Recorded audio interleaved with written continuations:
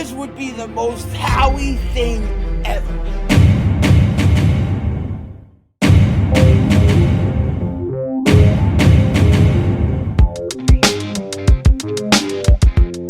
Dallas still stinks.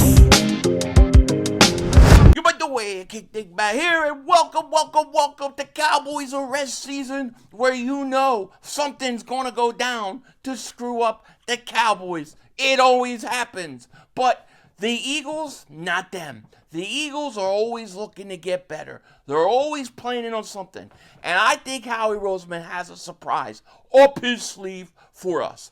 The truth of the matter is this, right?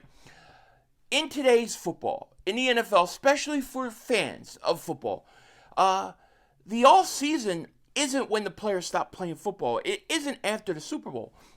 You got free agency. You got the draft. Really, the off-season is about a month long. It's that last mandatory minicamp until training camp starts. That's when it gets really quiet. That's when Cowboy players usually get in trouble, and Mark Holmes has to do like 90 videos a day to do, to try to make excuses on why it's not Dak Prescott's fault. Even if it's not Dak Prescott's fault, he doesn't want you blaming Dak Prescott. But I regress. As for our Eagles, as they go on in this, month break between minicamp and training camp, you gotta wonder what Howie Roseman is planning, because only Howie could pull off certain moves, okay? Only Howie. And I think Howie Roseman, he's an opportunist. He waits until opportunities present themselves, and then he jumps on it. Okay, it just happens. Look at this kid, Shamar Stewart, right, of the Bengals. This kid is not signed. The Bengals are messing with this kid's contract. The easiest contract to sign in the NFL should always be the rookie contracts. Those are pretty much slated salary-wise, but they're trying to put things in it, and he's not biting. And he actually left mandatory, I guess he left minicamp and was like, the hell with this, because he wasn't taking part in drills, and he was just there, and he wasn't going to sign a contract. They're that far. Now, we don't know how damaged that relationship is. We don't know if he'll sign. But if this thing continues to get ugly, which it might, and it looks like it is, this could present an interesting opportunity for Howie Roseman. I'm not saying it's going to happen, but I'm saying it's interesting. And if you look at all the GMs and all the teams in the league, the one guy that could pull this off is Howie. Okay?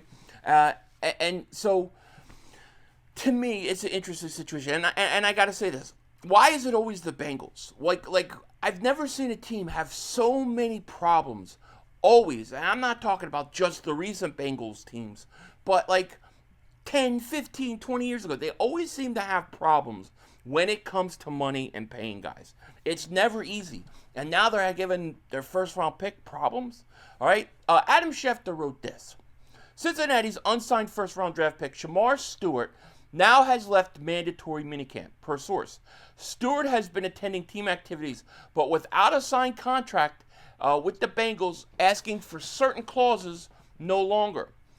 Now, here's the interesting thing. So what the Bengals are basically doing is they're trying to start a new precedent on their contracts that basically gives them an option to avoid the contract if a guy's having off the field troubles and things like that. It gives them an out, okay? Historically, the Bengals have not done that. Other teams have, but the Bengals haven't.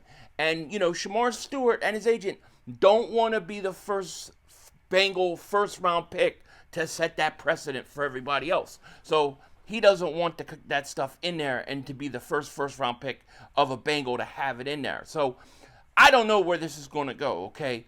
But he has an interesting, if this thing continues to go south, Shamar Stewart has an out, okay? He could simply do this, right? Breaking news. First-round pick Shamar Stewart can opt out of his contract, sit out the entire 2025 season, and re-enter the NFL draft in 2026.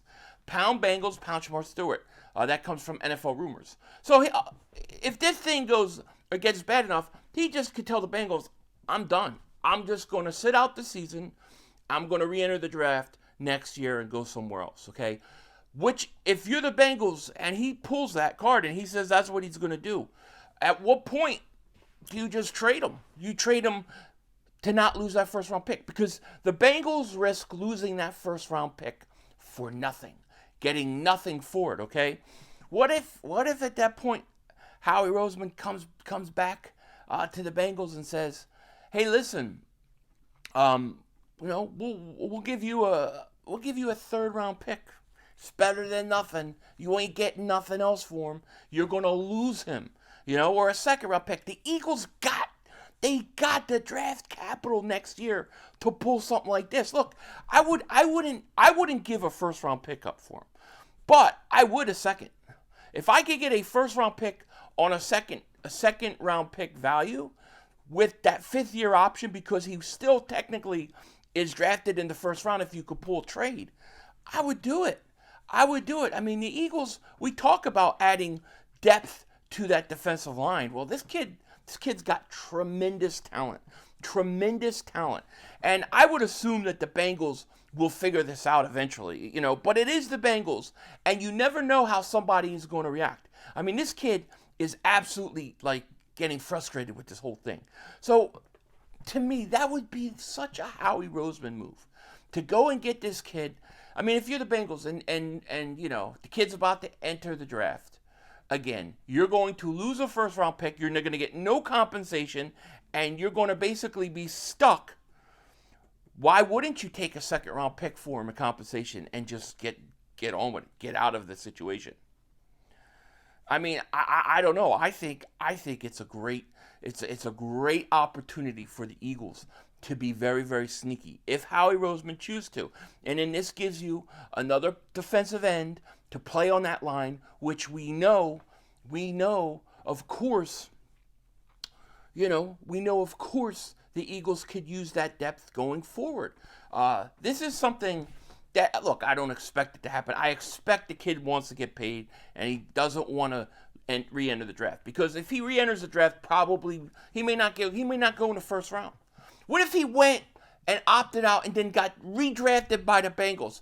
That would be such a ball buster. But no, it's something to watch out for, because it's something I think only the Eagles could pull off. The Eagles and maybe 3 or 4 other teams can pull something like that off. But the Eagles, what makes me think that if that goes really bad for this kid, and the Eagles can sneak up in there, and you could get a first round pick for, let's say a second rounder or a third rounder, they got so many. They got what? 3 third rounds next year? 3 third rounds gets you up and back into the second round if you need to get back in there. Okay, they got so much ammo. They could actually pull this off. It's something to watch out for. It's something that'd be interesting. Another interesting thing that is very Howie-like, and this is probably more reasonable than what I just brought up. But CBS Sports, they did their contract and trade predictions, right? And they have predicted that Jaire Alexander is going to sign a 1-year, $16 million deal with the Eagles. That's right, with the Eagles. 1 year, $16 million. I don't know if the Eagles would do it for $16 million. I don't know if he would get $16 million, because he's been hurt for the last few years. When you're injured like that, you're hurt. But I do think that Jaire Alexander most likely is not going to get the money he needs. And then he's going to go out and he's going to sign a 1-year contract with somebody on a prove-it deal. Okay, so I could see him doing that. I see somewhere around the 12 to 13 million range. But, we'll see. A 1-year deal. I think the Eagles, I would probably put the Eagles, I'm not going to say the favorites, but I would say top 3. Okay, I wouldn't put them number 1. And the reason I say that is because I think the Eagles I was going to say Johnny Ringo. Johnny Ringo, you look like somebody just walked all over your grave. Fights out with you all day. I beg to differ, sir. We started the game. We didn't play to finish. Play for blow, remember? Anyways, I'm thinking Tombstone. But Keely Ringo, I think the Eagles like him more than people realize, and I think he's ready to take the job. However, that would not stop me from signing Jaire Alexander if I could. I would let Ringo beat him out. And if he can't beat him out, then that's fine.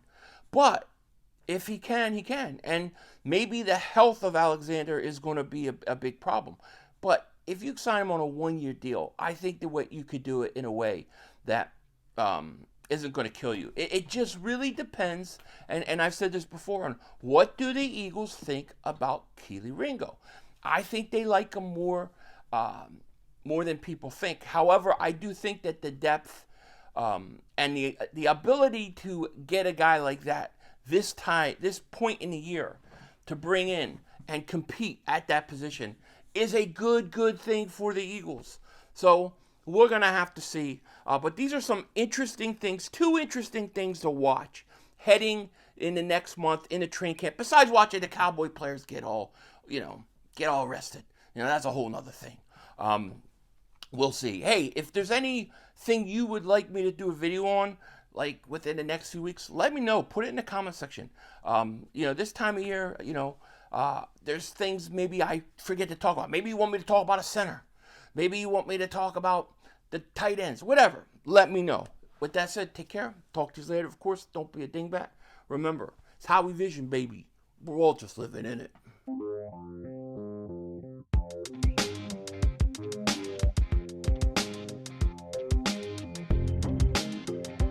But when it comes to his actual contract, why this deal is not done yet, it boils down to this. The Bengals are trying to set a new precedent in terms of their contract language, putting in, and it's complicated, but the simplest way I can describe it is default language, that if you mess up once, it voids the rest of your contract. They have not historically had that language in their contracts, which surprises some people around the NFL because the Bengals have probably taken more chances from a character and background perspective on their high draft picks than anybody else over the past couple of decades here. They have not had that forfeiture language, that default language in place. They're trying to put it in the contract now. They did it across all their rookie deals. The NFL Players Association in the past, there was a big issue several years ago when a bunch of teams tried to do this, and the NFLPA advised all the agents, hey, don't let your guys sign this, because the moment that one first-round pick signs it, that then has the precedent that everybody else, until the end of time, is going to have that same language in their contract. Does it come up very often? No. Oh, God. No. I want to be like the Eagles. That's all, folks. The brother screwed us.